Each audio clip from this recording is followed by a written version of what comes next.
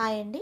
ఈరోజు మనం చింత చిగురు కోడిగుడ్డు కర్రీ చేసుకుందాం. దానికి కావాల్సింది చింత చిగురు, ఆనియన్స్, స్పూన్ ఉప్పు, కొంచెం పసుపు, 1 స్పూన్ కారం, 1/2 స్పూన్ అల్లం వెల్లుల్లి పేస్ట్, కరివేపాకు, 2 పచ్చిమిర్చి, తగినంత ఆయిల్, 2 కోడిగుడ్లు.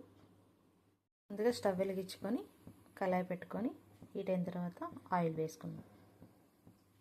ఆయిల్ హీట్ అయ్యాక జీలకర్ర వేసుకోండి. ఇందాక నేను చెప్పడం మర్చిపోయాను. జీలకర్ర వేడవగానే పచ్చిమిర్చి,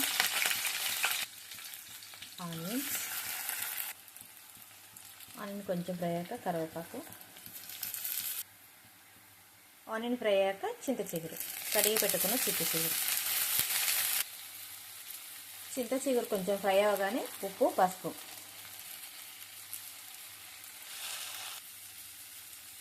ఒకసారి తిప్పుకొని మూత పెట్టుకొని ఒక 2 మినిట్స్ ఫ్రై చేసుకుందాం. చూడండి, చింత చిగురు మగ్గిన తర్వాత కొంచెం ఇప్పుడు అల్లం వెల్లుల్లి పేస్ట్ వేద్దాం. ఇప్పుడు కారం వేసుకుందాం. తిప్పుకొని ఒక 2 మినిట్స్ ఫ్రై చేద్దాం.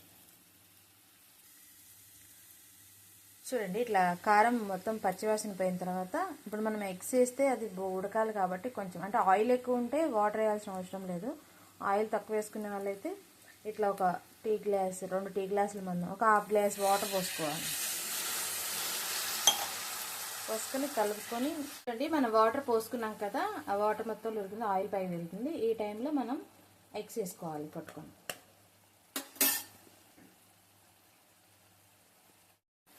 ఇప్పుడు 2 ఎగ్స్ వేసేద్దాం. ఎగ్స్ ఇప్పుడు సమ్మర్ కదండి, ఒక దాంట్లో ఫస్ట్ కార్చుకోండి, లేకపోతే ఖరాబ్ అయితే కూర కూడా వేస్ట్ అయిపోతుంది. ఒక దాంట్లో కార్చుకొని మంచిగా ఉంటే అందులో వేసేసుకోండి. ఇప్పుడు తిప్పుకొని ఒక 2 మినిట్స్ మూత పెట్టుకుందాం.